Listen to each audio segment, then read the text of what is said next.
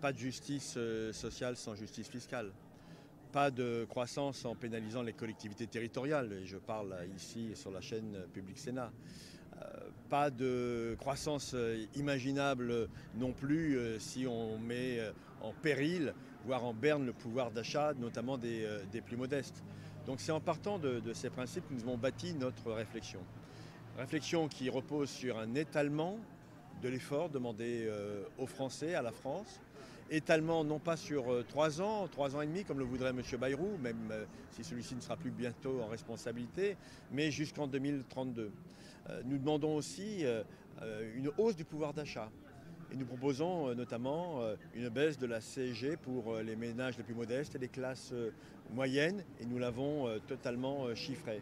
Et nous le chiffrons avec notamment une prise en considération de cette fameuse taxe Zuckman, qui permettra de ramener près de 20 milliards d'euros, 15 milliards d'euros et peut-être même plus dans les caisses de l'État, en demandant à ceux qui ont tout, à ces ménages, ces 1800 familles qui ont plus de 100 millions d'euros, de patrimoine, de contribuer un peu pour permettre à ceux qui n'ont que leur travail de vivre, de pouvoir espérer dans l'avenir d'un pays solidaire.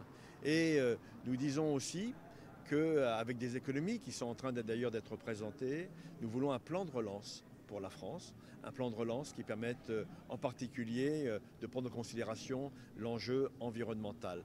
Donc nous reposons complètement sur une logique et surtout sur un sérieux. Je tiens à le dire à votre antenne, nous ne sommes pas des irresponsables, nous avons gouverné. J'ai eu moi l'honneur de participer pendant 3 ans à un gouvernement qui a rétabli les comptes de la nation entre 2012 et 2017, après avoir eu un budget laissé par M. Sarkozy à plus de 5% de déficit du produit intérieur brut. Donc voilà, nous sommes montrés du doigt peut-être en disant mais ça y est, les socialistes, ils recommencent dans leurs excès. Non, demander un effort, en particulier à ceux qui ont beaucoup de moyens, n'est pas incompatible avec l'efficacité économique.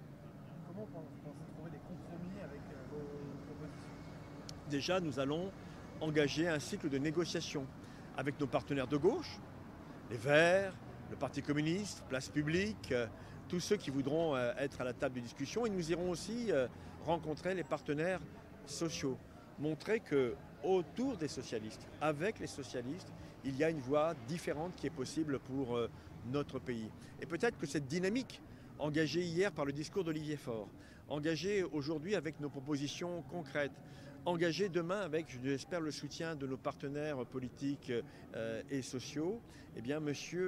Macron, après un temps de réflexion que j'espère le plus court possible, considérera qu'après avoir épuisé 6 premiers ministres en 8 ans, eh bien, que M. Macron fera appel à la gauche de responsabilité, celle qui a déjà gouverné ce pays et celle qui est capable aujourd'hui de permettre finalement à son quinquennat de se terminer de manière apaisée.